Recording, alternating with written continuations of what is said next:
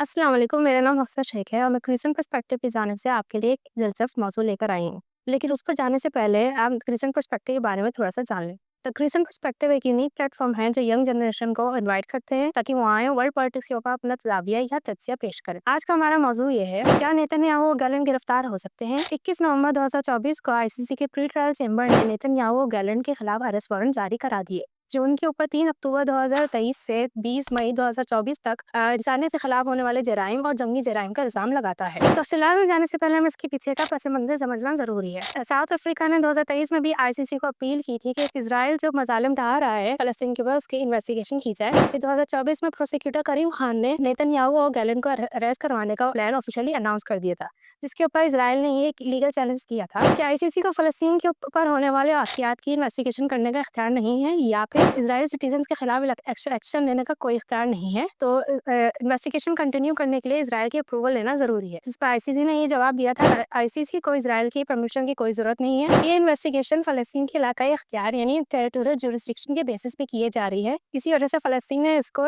Already permission दे रखी है, तो उसको इज़राइल की परमिशन की बिल्कुल भी ज़रूरत नहीं है। अब हम लोग अरेस्ट वारंट्स की तफ़सीलात में जाएँगे। उन पे 2 बड़े इल्ज़ाम जो लगे थे, उसमें सबसे पहला शामिल है क्राइम्स अगेंस्ट ह्यूमैनिटी, जिसके अंदर सबसे पहला है कत्ल, दूसरा है मज़ालिम यानी मज़हबी या अक़ीदों की बुनियाद पे निशाना बनाना, तीसरा है गैर इंसानी अमल करना, मिसाल के तौर पर मेडिकल सप्लाइज़ वगैरह पे रोकथाम करना, जिसकी वजह से डॉक्टर्स को फ़लस्तीन के अंदर एम्पुटेशन बगैर एनेस्थीसिया के करनी पड़ी, जिसकी वजह से मरीज़ों को बहुत तकलीफ़ का सामना करना पड़ा। दूसरा बड़ा इल्ज़ाम पे लगा है वो जंगी जराइम का लगा है, यानी वॉर क्राइम से लगा है, जिसमें सबसे पहला शामिल है भूख को एज़ अ जंगी हथियार के तौर पे इस्तेमाल करना, यानी starvation as a method of warfare. इससे मुराद ये है कि खाने-पीने की अशिया पर रोकथाम करना, जिसकी वजह से मेल न्यूट्रिशन, डिहाइड्रेशन की वजह से फ़लस्तीन के अंदर बहुत हलाकतें पेश आईं।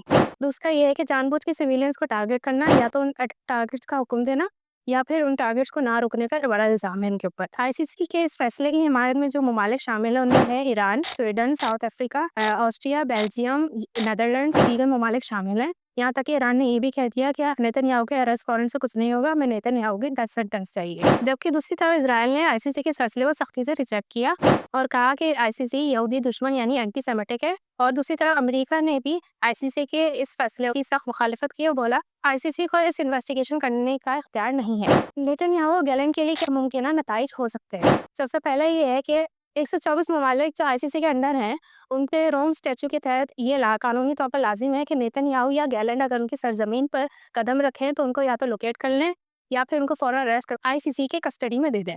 दूसरा ये है कि उनको या तो ट्रैवल रिस्ट्रिक्शन का सामना करना पड़ेगा या इंटरनेशनल आइसोलेशन का सामना करना पड़ेगा।